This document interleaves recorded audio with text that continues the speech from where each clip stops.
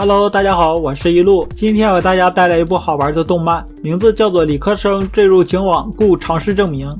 第二天，在小周发表论文前，他紧张的不要的，不敢在那么多的人前进行演讲，信心完全都没有了。雪村只好抱住小周，因为威斯康辛大学有过这样的实验，让7到12岁的小女孩在众人面前演讲，然后再通过她们母亲的拥抱等以接触面积方式来鼓励她们，产生催产素的分泌量，压力荷尔蒙皮质醇分泌量大幅度降低。雪村效仿这个实验来扮演她妈妈，抱住了小周，帮她缓解心理的压力。正巧被冰室撞见了，冰室生气的走开了。被抱住的小周本能的给雪村了一拳，但是在如此时间紧迫的情况下，到哪里去找小周的妈妈？所以只能是雪村来了。归根到底还是小周怕成那样。小周发表的内容不必担心，毕竟是雪村调教出来的，和雪村还演练过无数回，练得都想吐了，身体和嘴巴都已经能自动化了。还有因为和雪村吵架，紧张感也都没了。会场上小周一点压力都没有，很好的完成了论文的演讲。但是另一边，冰室的醋坛子已经打翻了。发表会完成之后，冰室找到了雪村，质问刚才和小周发生了些什么。冰室无法容忍的是雪村轻易的和女孩子拥抱，做出这种社会性的不忠。一旁观战的小周感觉到是因为别的理由而借题发挥，理智的理科生冰室抄起架来势如破竹，一股脑袋啥都说了，特别是集训的时候，只顾着小周发表论文的事和他不断的演练，自己的实验什么都没有做。小周发表论文前还抱小周，被激怒的雪村怒斥冰室：你也够了吧？难道让小周在那样的情况下上场发表论文，而自己只顾着做自己的实验吗？不是情侣的关系，凭什么管我怎么对待小周呢？冰室的怒火彻底的被雪村激发出来，一个响亮的耳光扇了过去。接下来就是冷战了。随后换了个场地，一场尴尬又理智的争吵便开始。首先是冰室发起了进攻，他提出了让无数男生答错后，反而让女生更加生气的传说级送命题。知道我为什么要生气吗？无论男生怎么回答，基本上都是必输无疑。可雪村不愧是理科生，用数据来说话，给出了一个惊人的答案：拥抱小周占 34%， 我们不是情侣占 30%， 剩下的诸如身体不适以及大姨妈之类的。如此答案没有令冰室满意，与冰室心里的答案相差甚远。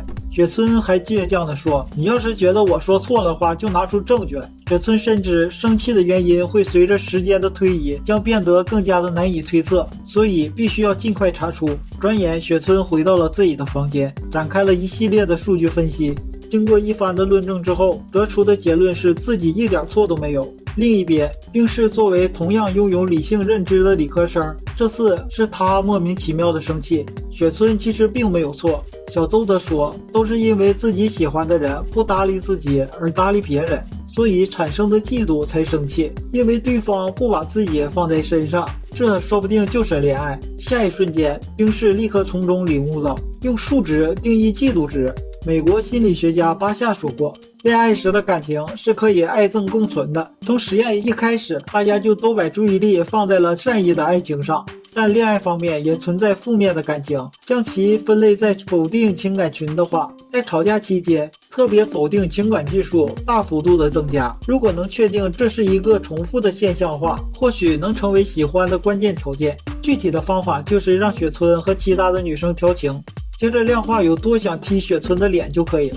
冰室激动的想和雪村讨论这一想法，突然他想起了两个人正在闹矛盾，不过现在最想做的事儿就是和雪村和好。冰室思考着战略，经过一系列的分析，得到结论：给雪村买礼物与其和好。精心挑选的眼镜和新的论文打算拿着送给雪村。冰室拿着礼物急匆匆的去找雪村，但是在海边找到雪村之后，不小心摔倒了，发现眼镜碎了，论文也被海风吹走，伤心的冰室跑开了。雪村捡起了谢罪论文说道：接下来我要和冰室和好，彻底的和好。但是雪村到处都找不到冰室，而且发现眼镜盒碎裂的程度也有蹊跷。冰室虽然在最后一阶台阶摔倒，但是根据摔倒的角度、礼物的材质和自由落体的速度，判定出来眼镜盒应该是有人事先蓄意破坏的。这个人就是山本学姐。原来山本学姐觉得恋爱需要有障碍，所谓的叛逆心理的一种，周围的人越是妨碍，反而会助长恋爱感情的一种现象。所以如果要戏剧性和好的话，首先要将其推入谷底，这样才有趣。既然要把你们画成漫画，就必须要有趣。雪村按着山本学姐指引的方向去找冰室，另一边冰室独自一个人走在夜晚的桥上，竟然又摔了一跤，脚还崴了一下，高跟鞋也坏了。随后不知不觉天就亮了。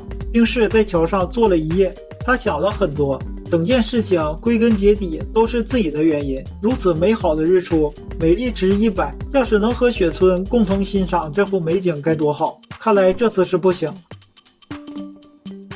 这时传来了雪村的声音：你傻吗？不是告诉过你不要凭臆测来下决断吗？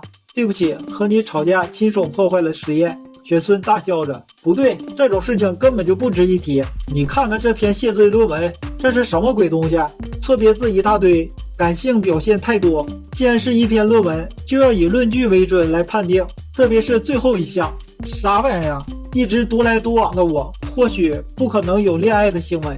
你的过去和现在有什么关系？不要被情感所影响，理性的以事实为依据，这才是理科。冰室也感到了莫大的耻辱，非常讨厌自己种种不理科的想法。现在他只想快点和雪村和好。雪村上前抱住了冰室，此时正是绝佳的机会，周围没有人，噪音小于20分贝，周围光线10度，环境优美指数100，对视时间30秒。综合上述所有的条件奇迹般的凑齐了，达到了气氛值的最高峰值。两个人接吻。这3天发生了很多的事情，冲绳夏季集训之旅到此落下帷幕。无论如何，大家又将回归往日的生活。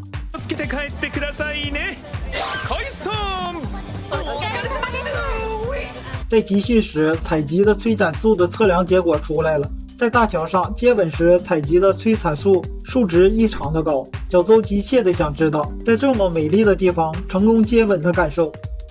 两个人都想再一次接吻，但是都羞于说出口，感觉就像傻瓜一样。所以冰室口是心非地说，牙齿碰到了，眼镜碰到了，鼻子都碰到，不知道是不是雪村忘记了倾斜45度角，那可称不上机智的一吻。雪村直接放大招说，冰室的嘴唇有点咸味，而且还略感粗糙，一晚上都待在海上，是由于海风带来的海盐粒子粘在了唇上。这样说都还想在一起，只能说是真爱了。看来恋爱实验的前路还很漫长。谢谢观看，我是一路，欢迎点赞、订阅、留言、分享。